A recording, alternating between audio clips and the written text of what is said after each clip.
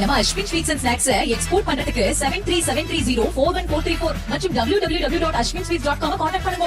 தமிழகத்தில் உள்ள அரசு கலை அறிவியல் கல்லூரிகளில் காலியாக இருக்கும் 9500 பேராசிரியர் பணியிடங்களை நிரப்ப துரும்பை கூட கிள்ளி போடாத திமுக அரசு கௌரவ விரிவுரையாளர்களை வைத்து காலம் தள்ளி கொண்டிருப்பதாக கடும் விமர்சனத்தை முன்வைக்கின்றனர்.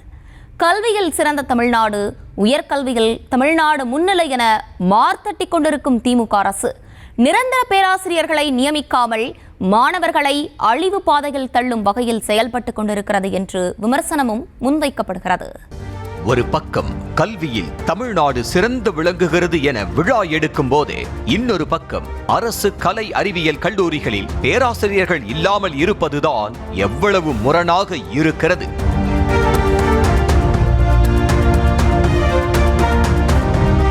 தமிழ்நாட்டில் மொத்தமாக 180 அரசு கலை மற்றும் அறிவியல் கல்லூரிகள் செயல்பட்டு வருகின்றன. இந்த கல்லூரிகளில் இருக்கும் மொத்த பேராசிரியர்களின் எண்ணிக்கை 10,500 என்ற நிலையில் இந்த எண்ணிக்கையில் 90% பணியிடங்கள் இன்னும் நிரப்பப்படாமலேயே இருக்கிறது. தற்போதைய நிலவரப்படி மொத்தமுள்ள அரசு கல்லூரிகளில் அதிகபட்சம் 1000 பேராசிரியர் பணியிடங்கள் மட்டுமே நிரப்பப்பட்டிருக்கும் நிலையில் எஞ்சிய 9500 பணியிடங்கள் காலி பணியிடங்களாகவே இருக்கின்றன. கல்லூரி பேராசிரியர்கள் காலி பணியிடங்கள் நிரப்பப்படும் என்பது ஒவ்வொரு முறையும் தேர்தல் அறிக்கையில் இருக்கும் வாக்குறுதியாக இருந்தாலும் இன்னும் நிரப்பிய பாடும் இல்லை, நிறைவேற்றிய பாடும் இல்லை என்று விமர்சிக்கின்றனர். கண்டிப்பா ஒரு சரியான ஆசிரியர், சரியான முதல்வர் இருந்தால் தான் கண்டிப்பா முடியும். ஒரு டெம்பரவரி ஆசிரியர், அதாவது டைம் கேப்புக்கு வேணா சரியா இருக்கலாம். பட் ஒன்று நல்லா புரிஞ்சுக்கோங்க, ஒரு மாணவருக்கு ஒரு நல்ல ஆசிரியர் ஒரு பாடப்பிரிவு எடுத்தால் அவரே அந்த சப்ஜெக்ட் எல்லா யூனிட்டும் முடிக்கிற அளவுக்கு அவரே இருந்தால் தான் பெட்டராக இருக்கும். ஸ்டூடெண்ட்ஸுக்கும் டீச்சருக்கும் ஒரு இன்ட்ராக்ஷன் நல்லா இருக்கும். ஒரு 2 சாப்டர் ஒருத்தர், இன்னொரு 2 சாப்டர் இன்னொருத்தர். ஏன்னா டெம்பரரி இருக்கும்போது நம்ம we cannot make them to come regularly. இதற்கு முன்பு உயர்கல்வி அமைச்சராக இருந்த பொன்முடி 4000 காலி பணியிடங்கள் நிரப்பப்படும் என கூறினார். பொன்முடிக்கு பிறகு வந்த அமைச்சர் கோவி செழியனும் 2708 காலி பணியிடங்கள் நிரப்பப்படும் என கூறினார். யானை பசிக்கு சோளப்பொறி என்பது போல தேர்தல் நெருங்கும் போது அமைச்சர் கோவி செழியன் இப்படி ஒரு அறிவிப்பை வெளியிட்டிருக்கும் நிலையில் இதனை நிறைவேற்ற இன்னும் எந்த நடவடிக்கையும் எடுக்கப்படாத சூழல்தான் இருக்கிறது.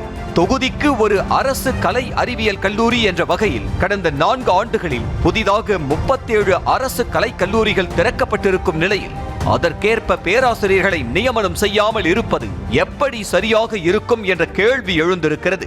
புதிதாக திறக்கப்படும் கல்லூரிகளை நம்பி சுமார் 15,000 மாணவர்கள் அரசு கலை கல்லூரியில் சேர்ந்திருக்கும் நிலையில் மாணவர்கள் வாழ்க்கையை பாழ்படுத்தும் வகையில் இன்னும் நிரந்தர பேராசிரியர்களை நியமனம் செய்யாமல் இருப்பது கல்வியாளர்களை கவலை கொள்ளச் செய்திருக்கிறது.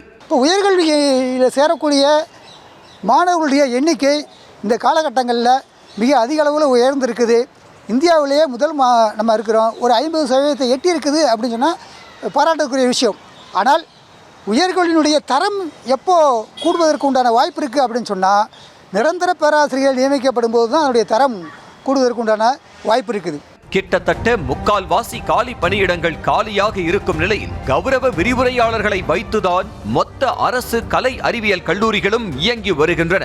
9500 பேராசிரியர் பணியிடங்கள் காலியாக இருக்கும் நிலையில் தமிழ்நாடு முழுவதும் சுமார் 8000 கௌரவ விரிவுரையாளர்கள் பணியில் இருப்பதாக சொல்லப்படுகிறது. நிரந்தர பேராசிரியர்களை நியமிக்காமல் கௌரவ விரிவுரையாளர்களை மட்டுமே வைத்து கலை அறிவியல் கல்லூரிகளை செயல்படுத்த நினைப்பது கல்வி தரத்தை பாதிக்கும் வகையில் இருக்கிறது.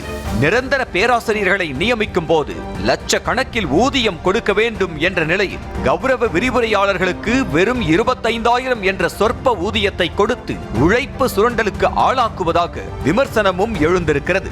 அத்தோடு கௌரவ விரிவுரையாளர்கள் நியமனத்தில் இடஒதுக்கீடு முறை இல்லை என்ற நிலையில் கௌரவ விரிவுரையாளர்களை நம்பி ஒரு அரசு கலை அறிவியல் கல்லூரிகளை நடத்தி வருவது திமுக அரசு பேசும் சமூக நீதியை குழி தோண்டி புதைக்கும் வகையில்தான் இருக்கிறது.